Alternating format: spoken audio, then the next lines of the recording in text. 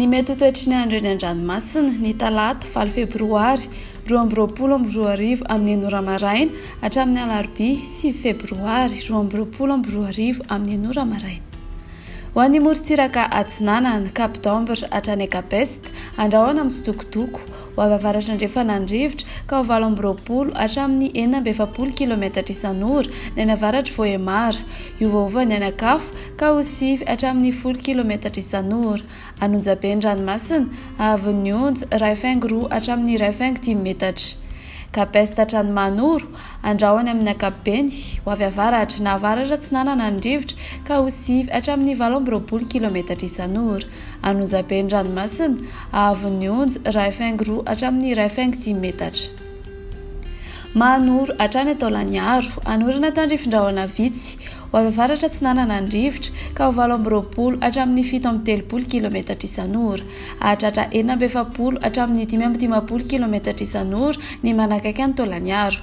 Anonjabena aerin-dranomasina, avy onja 2 hatramin'ny 2 metatra, mety hahatratra 2 metatra ny any amin'ny Taolagnaro. Taolagnaro hatrany Cap-Sainte-Marie, andrahoana mety arahina orana tandrifindrahona indraindray, ho avy avaratra Atsinanana andrivotra ka ho 7 hatramin'ny 5 km isan'ora. Aerin-dranomasina, avy onja 2 hatramin'ny 3 metatra isan'ny ranovaventy avy Atsinanana.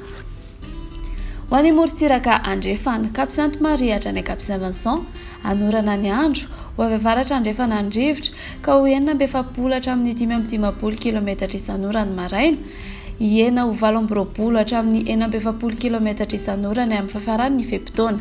Ahery na ahery-ben-dranomasina, avy onja 3 hatramin'ny 4 metatra isan'ny rano avy atsimo. Cap-Saint-Vincent hatrany Cap-Saint-André, anorana ny andro, ho avy avaratra andrefana andrivotra ka ho 20 hatramin'ny 17 km isan'ora. Anonjabe-dranomasina, ahery ny manakaiky any Morombe, avy onja 2 hatramin'ny 2 metatra, ahatratra 3 metatra manakaiky any Morombe isan'ny rano avy atsimo. Cap-Saint-André hatrany Analalava, anorana tandrifindrahona mety araikotroka, ho avy andrefana na avaratra andrefana andrivotra ka ho 9 hatramin'ny 20 km isan'ora. Andinim-panonja ny ranomasina, avy onja 7 hatramin'ny 2 metatra. Analalava hatrany Cap d'Ambre, anorana tandrifindrahona mety araikotroka, ho avy andrefana andrivotra ka ho 9 hatramin'ny 20 km isan'ora. Andinim-panonja ny ranomasina, avy onja 7 hatramin'ny 2 metatra.